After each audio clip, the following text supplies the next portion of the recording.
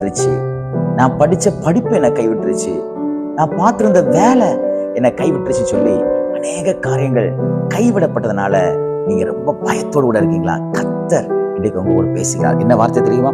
உபாகமத்தின் புஸ்தகம் 31ஆம் அதிகாரம் 8வது வார்த்தையினுடைய கடைசி பகுதி இப்படியாக சொல்கிறது, நீ பயப்படவும் கலங்கவும் வேண்டாம் என்று கர்த்தர் சொல்கிறார். எந்த காரியத்தை குறிச்சு நீங்க ரொம்ப பயந்து கலங்கி போயிருக்கீங்களோ அதை கர்த்தர் சொல்றார், நீ பயப்படாத, நீ கலங்காத. அதுக்கு முந்தின வார்த்தை இப்படியாக சொல்லுகிறது, அவர் உன்னோடு கூட இருக்கிறார். கர்த்தர் உங்க கூட இருக்கிறாருங்க. அதனால நீங்க எதையும் குறிச்சு கலங்காதீங்க, எதையும் குறிச்சு பயப்படாதீங்க. எனக்கு அப்படி ஆயிருமோ இப்படி ஆயிருமோ, என் சரீரத்துல ஒரு சின்ன வியாதின்னு சொன்னாங்க, அது நிமித்தமா எனக்கு இப்படி ஆயிருமோ அப்படி ஆயிருமோ அப்படின்னு நினைக்கவே நினைக்காதீங்க. பயப்படாதீங்க. முதல்ல பயம் கர்த்தருக்குரியதல்ல, அது பிசாசுடைய தந்திரம், அது பிசாசுடைய ஆயுதம். அந்த பயம் மட்டும் உங்களுக்குள்ள வந்துருச்சுன்னா நீங்க எந்த ஒரு காரியத்தையும் தேவனிடத்திலிருந்து பெற்றுக்கொள்ள முடியாது. ஆகையால் ஏன் பயப்பட வேண்டாம்னு சொல்றேன் தெரியுமா? அவர் உங்க கூட இருக்கிறார். அவர் உங்களை விட்டு விலகவும் இல்லை, உங்களை கைவிடுகிறவரும் அல்ல. அவர் உங்களை உங்களை விட்டு விலகாம உங்க கூட இருந்து உங்களை நடத்துகிறார். ஆகையால் நீங்க பயப்படாதீங்க, எதையும் குறிச்சு கலங்காதீங்க, பதட்டப்பட்டுக்கிட்டே இருக்காதீங்க. அப்படி ஆயிருமோ இப்படி ஆயிருமோ, அப்படி சொன்னாங்களே இப்படி சொன்னாங்களே, பதட்டப்பட்டுக்கிட்டே இருக்காதீங்க. காரணம், சொன்னவர் அவர் உங்க கூட இருக்கிறாரு.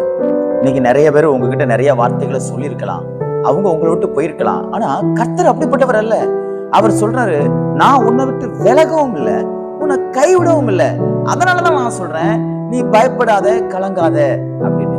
ஆகையால் பயப்படாத கலங்காத என்று சொன்ன தேவன் சும்மா சொல்லிட்டு அப்படி போக மாட்டாருங்க. எது உங்களுக்கு கலக்கத்தை ஏற்படுத்துகிறதோ அதை உங்களிடத்திலிருந்து கர்த்தர் எடுத்து போடுவார். எது உங்களுக்கு ரொம்ப பயத்தை ஏற்படுத்துகிறதோ அதை கர்த்தர் உங்களிடத்திலிருந்து நீக்கி போடுவார். விசுவாசிக்கிறீங்களா? காரணம், அவர் நம்ம கூட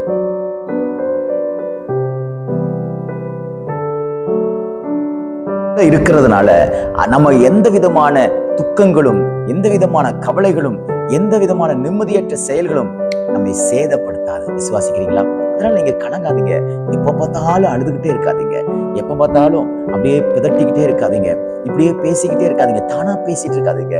என் கூட கர்த்தர் இருக்கிறாரு, யார் என் கூட இருந்தா என்ன, யார் என் கூட இல்லாம போனா என்ன, நான் கலங்க மாட்டேன், நான் தைரியமா இருப்பேன், நான் பயப்பட மாட்டேன், நான் ரொம்ப தைரியமா இருப்பேன்னு சொல்லுங்க.